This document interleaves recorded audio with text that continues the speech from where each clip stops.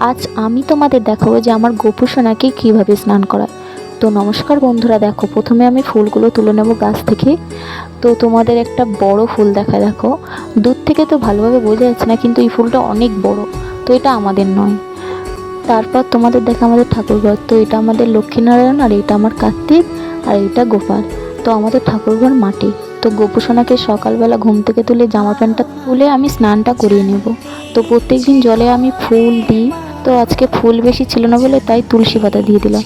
তো ঠান্ডার সময় বেশিক্ষণ আমি গোপু সোনাকে জলে রাখিনি। তো দেখো এরপরে আমি জামা প্যান্টগুলো পরিয়ে নেবো।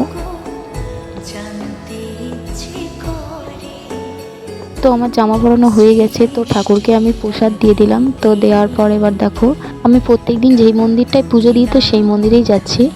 তো খুব কাছাকাছি এই মন্দিরটা। তো এই মন্দিরটার নাম হচ্ছে আটেশ্বর মন্দির। তো এই মন্দিরে আমি প্রত্যেক দিনই পুজো দিই। তো দেখো ঠাকুরগুলো। তো আজকের মতন টাটা।